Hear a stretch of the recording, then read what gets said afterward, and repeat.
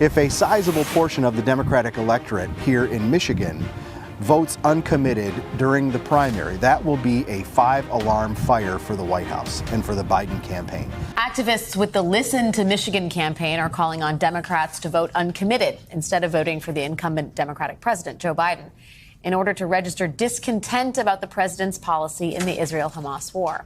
What's your bet on the uncommitted percentage? I have no idea. Uncommitted is coming in second. That's at 7.2%. 30,000 votes ahead of uncommitted. Obviously, it wasn't like it was never going to win, right? But like the point is to see if they can do it, like even a dent. Both Democrats and Republicans, one of the things we're going to be looking at tonight is the size of the number 2 vote to see how much of a protest that is. Edgar Mentum says, just going to put it out and say, I don't personally expect the uncommitted vote to have eye-popping numbers. There's a 100% real discontent towards Biden, but it's not the sort of thing that manifests in a low turnout in an uncontested Democratic primary. Yes, I think the real uncommitted people are not going to go out and vote. Let's be real. But the fact that there are people out there who are taking the time out of their day to go to an uncontested primary to vote uncommitted is very important. A 10% would be a massive, in my opinion, victory for the uncommitted campaign, especially because of like when it got started. It wasn't like it is relatively new. And on top of that, it came in a situation where, if you're actually uncommitted, you just don't vote. I think people should 100% do it, and that's an important message to send, but we should be aware of what the baseline we're working off here. Trump has created a very intense loyalty towards them politicians among the kinds of voters who show up to this. Important thing to remember here, if the vote is under 10%, people will say Biden did better than Obama to hype him up. That is not a good comparison. The constituency of ancestral Dems who went out of their way to vote against Obama in 2012 does not exist now.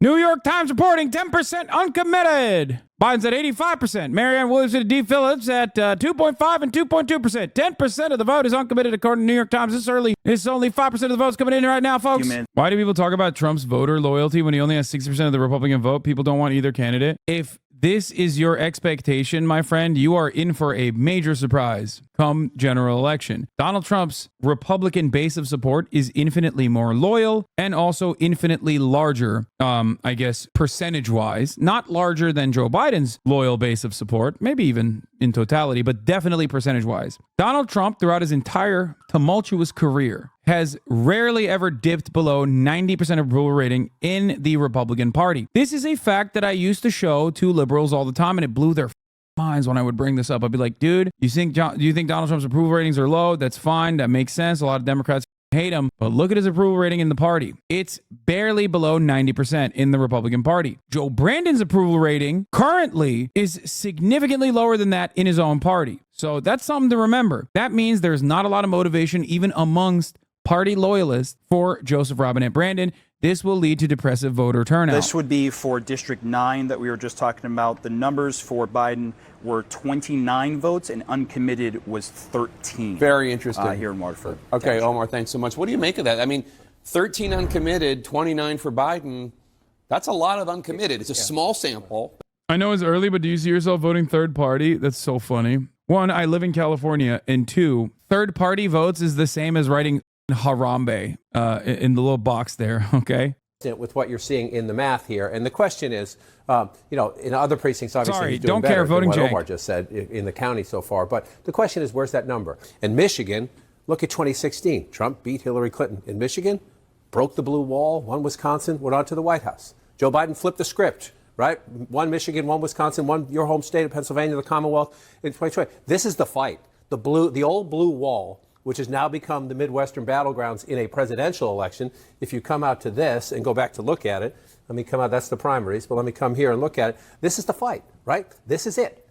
It's here, here, and here, and here, and possibly here, but these three states tend to go. And Joe Biden's victory in Michigan in 2020 was his most comfortable of these three, 154,000 votes. The question is, if you have most of the 200,000 Muslim Americans who live in Michigan mad at you, and you have a lot of the young students who were key to the Democratic victory in 2020 and the Democratic wins in Michigan in 2022 mad at you, then you're dealing with that. You're dealing with a base problem when you need to be reaching out to get the other guys' votes, especially. Yeah, this is why you watch me instead of CNN, okay? Because I'm here to tell you the real truth. I'm here to show you the things that libtard media is too afraid to show you, which is that here's the real electoral map if Cenk is the candidate for the Democratic Party. As you can see, Florida still hates him. Obviously, Florida is a lost territory. We are going to be working under the Cenk regime on severing our ties with the state of Florida. And also, we are going to give Alaska back to Russia. So in anticipation of that, both Alaska and Florida have decided not to vote for Cenk, which is a major mistake. The rest of the country, of course, is united. This is a FDR-style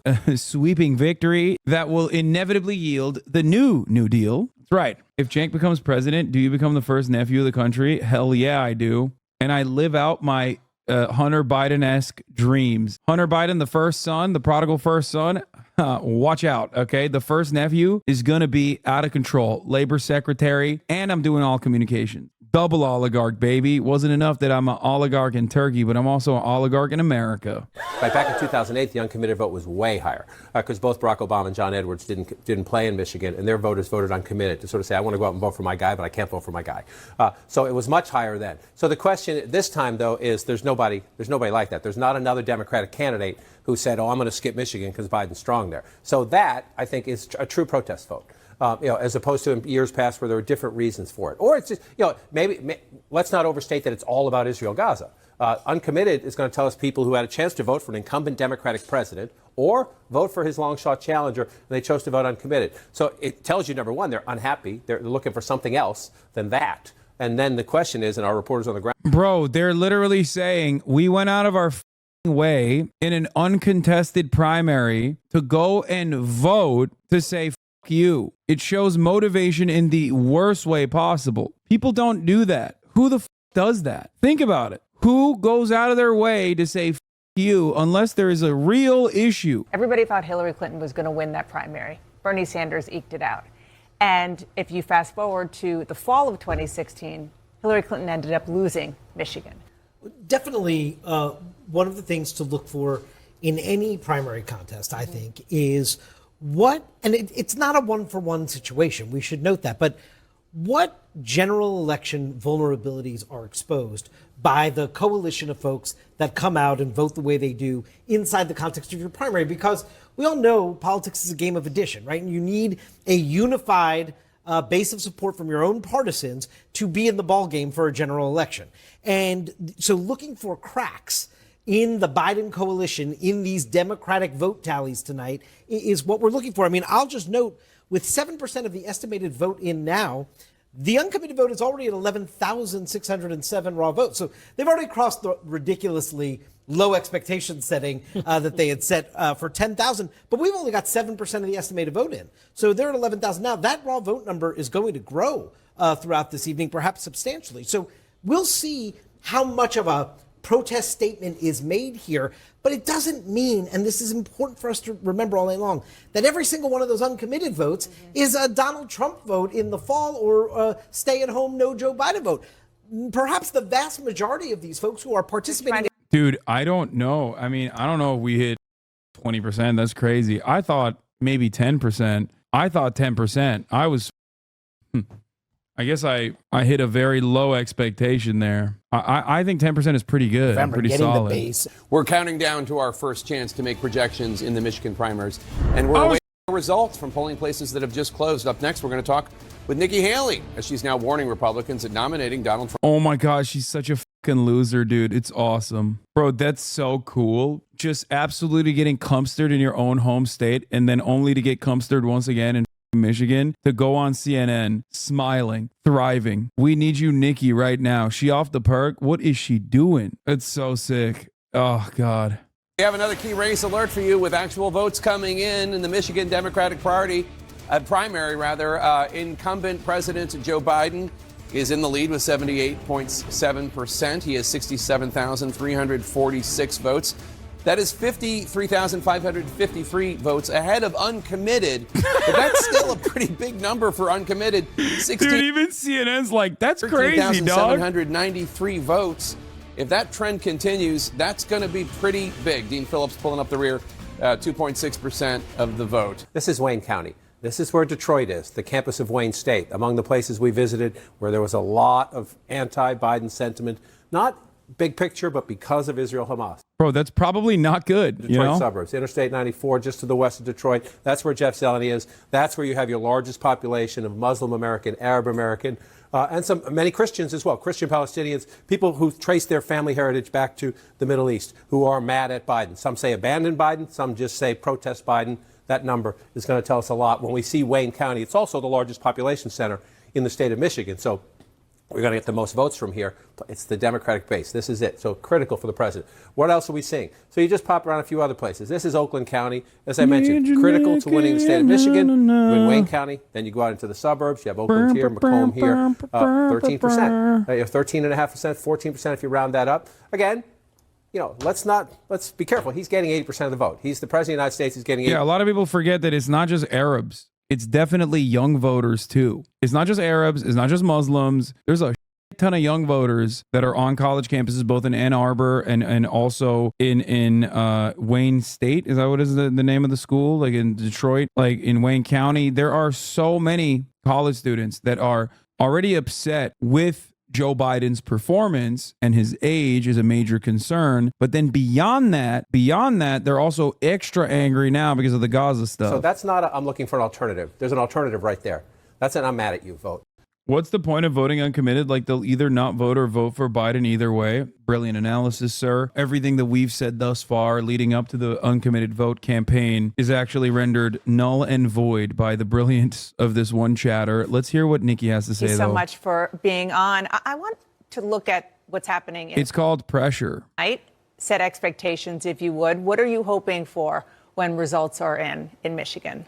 Well, obviously, our goal is to be as competitive as possible. That's what this has always been.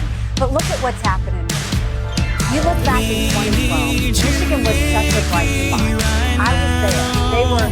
They had just passed right to work. They were winning seats up and down the ticket. It was just a great time for Michigan. But ever since Donald Trump became president, they've lost the governor. They've lost the state house. They've lost the state senate. The same thing has happened in Minnesota. Now, I was in Colorado earlier. Bro, at a certain point, people are going to be like, all right, dude, drop out, you loser. Jesus Christ. President Donald Trump's not talking anything about shrinking government, stopping spending, cutting out the... Because it's dumb as he knows that it's stupid. That's why he hits the racism line all the time. Of our alliances. Now you've got Donald Trump basically saying he's going to tell Putin to go and invade our allies who stood with us after 9/11.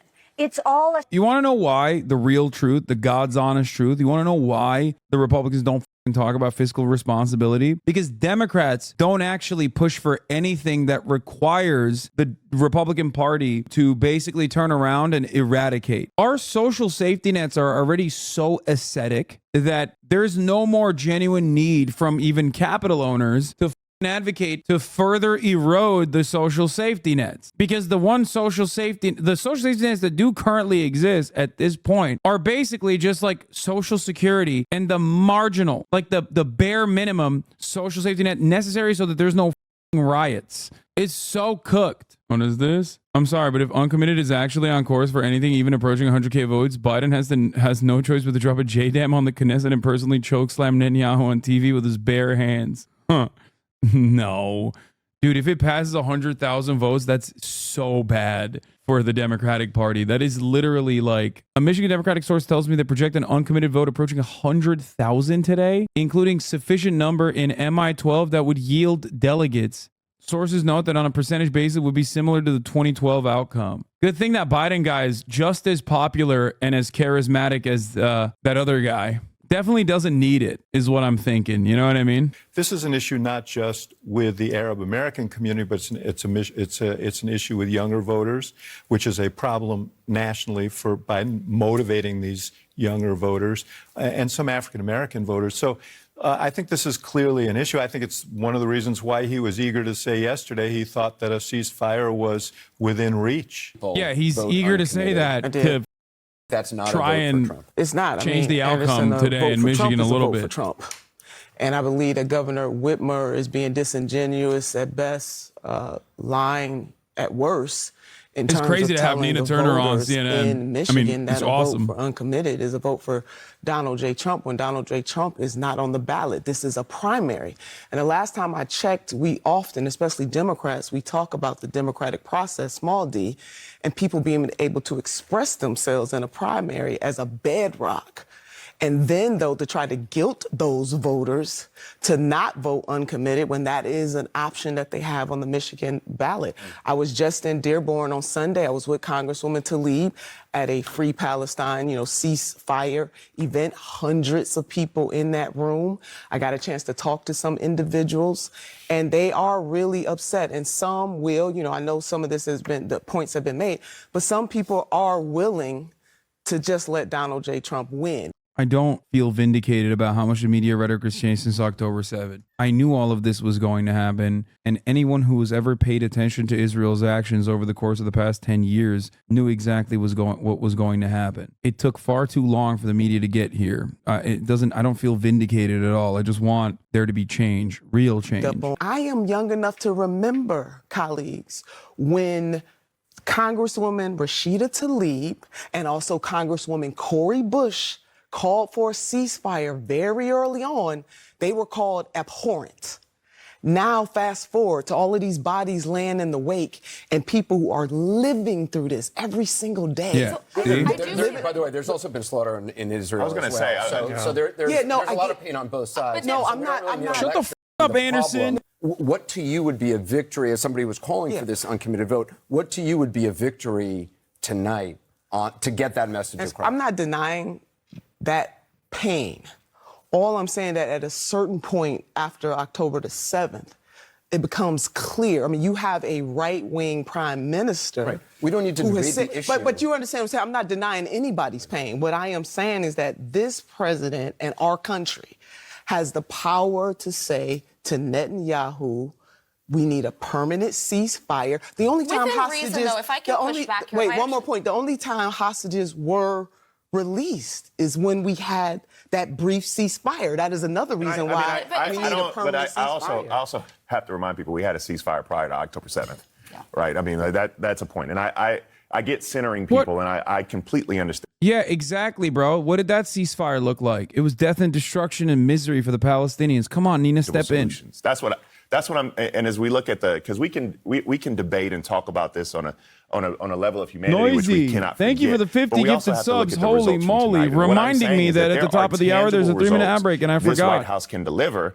and I think if they're able to deliver, now if they miss, then you have a totally different scenario. And here's the reality, if I may briefly defend Joe Biden. There hasn't been a day since October 7th that he hasn't been working around the clock, his National Security Council, his State Department, with the Qataris, with the Israeli government to try to come to a cessation of hostilities. I mean, he thinks the president is... Oh, my God. They're doing damage control in real time right now. It's crazy. They have allowed this sort of discontent with young progressives to take so much steam that you're seeing it play out in real time. And a problem that they might run into, if this is something that ends up... They're forced to reckon with the dissatisfaction that people feel, something that we've been saying non-stop for the past couple of months now. So they're like trying to, one, report on the dissatisfaction while simultaneously still do their due diligence for the administration. Yeah. Don't you worry that discontent in Michigan is going to lead to a Trump election? Or, yeah, you know who else should worry about that? The Democratic Party. I mean, I'm sure they'll get the worst lessons out of this and will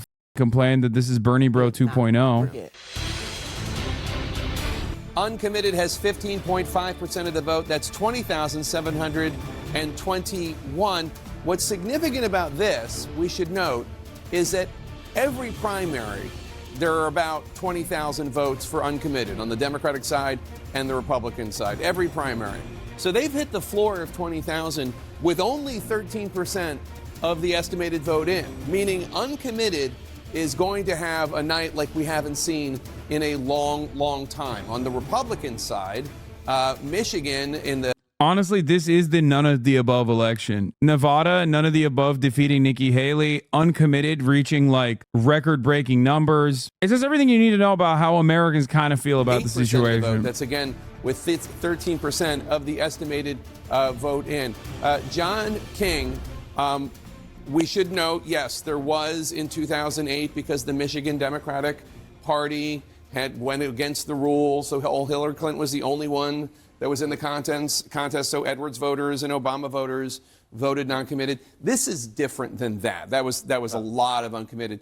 This is different than that. Uncommitted, we don't know how many of the people voting uncommitted are voting as a protest of President Biden's support for Israel in the way that Netanyahu. For the record, I just want to point something out here that's very important. I want people to understand something. The notion that this is wrong, the uncommitted campaign is wrong, is something that you're going to hear from diehard liberals in the upcoming days. They're going to say, like, that's really fucked up. But remember, they said it's really fucked up to protest. They said it's anti-Semitic to protest against Israel. They said it's really fucked up to vote uncommitted. They said, oh, you don't want the Democrats to win because you want Donald Trump to win. This is the safest possible way to operate within the confines of the Democratic Party to send a message to the Democratic Party. At a certain point, you have to remember, like, a lot of these people don't give a they just don't care. They just don't want you to vote or say anything. And if you're pro-Biden, they want you to be sufficiently pro-Biden. They want you to sing his praises. They want you to be enthusiastically voting for him.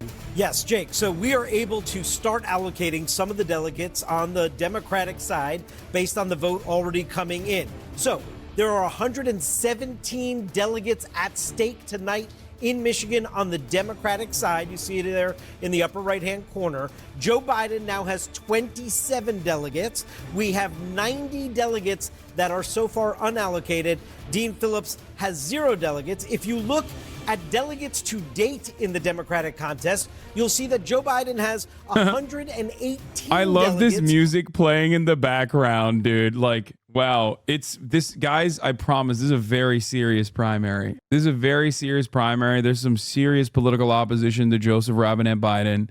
Just make no mistake. Don't look at the picture. I know it sounds funny. 18. How do we get I know it sounds funny when you just look at the picture, but if you hear the music in Michigan, delegates then are it becomes way awarded funnier. Proportionally. So you need at least 15% of the vote statewide or in a congressional district to win delegates. And I do want to note, since we're spending so much time talking about the uncommitted vote tonight, if uncommitted actually wins delegates, meaning they get to that 15% threshold statewide or in a congressional district, those delegates will go to the convention in Chicago unbound.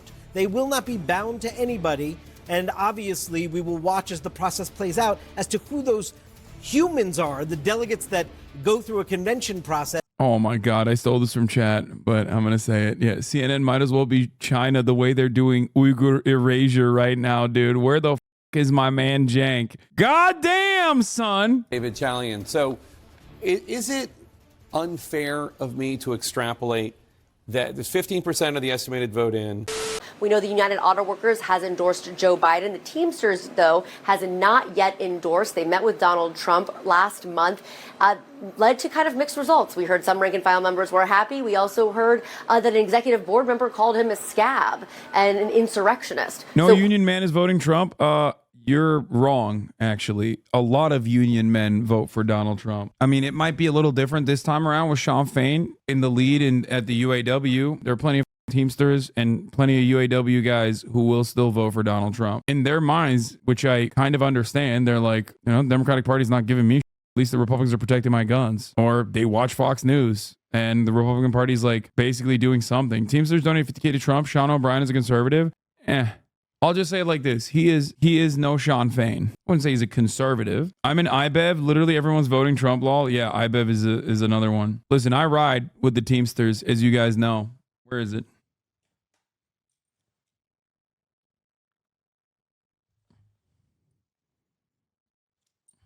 There's a lot of union rank and filers that 1,000% will vote for Donald Trump and did vote for Donald Trump and will do it again. That's why I always say, like, unions are not about left politics or right politics, although obviously trade unionism is oftentimes regarded as a anti-capitalist thing. Doesn't mean it's socialist. However, having said that, it's not about left or right. It's about what's right. It's about what's fair. Or inside the bubble, the economy is doing well because it's doing well for people who have the greatest amount.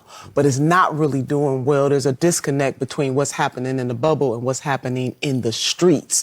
And to the extent that both the former president and the current president are going to be fighting for those votes, and it's going to be the tale of two stories. You're wrong. I think Unions that, are yeah, I agree with that, and I inherently think this president. I mean, we talked capital. about messaging. We talked about Unless you're we talking just about always. unless you're talking about police unions, every action a union takes is diametrically opposed to capital ownership. Unless they're a corporate union, unless they're a corporation created union, every action that a union takes is inherently anti-capital. Anti-capitalist does not mean socialist. It does not mean Marxist-Leninist or anything like that. But unions and the way that they exist is absolutely diametrically opposed to the interests of capital. Without an organized party, the workers will only achieve trade union consciousness. We don't even have trade union consciousness. It's the first step in the right direction. And I agree with you that there's a working class issue. It's not just it's not a white non-college issue alone that he's going to have to address. I work But in you aerospace, say, and the amount of union workers you that are used an crazy important word, chompers is feeling. sad. Yeah, I know. He indisputably has economic. Personally, I know. An economic I've story met to them. tell. But until people feel like the economy is better, and they are beginning to feel that, the question is by November, will that wash? To your point, it's hard for me to say Bidenomics is working when people are still having trouble Murat with is the cost not of in a grocery union, prices. guys. He's a engineer. Engineers don't have, for the most part, any unions. We're talking about the dudes on the floor. That's a whole different story. This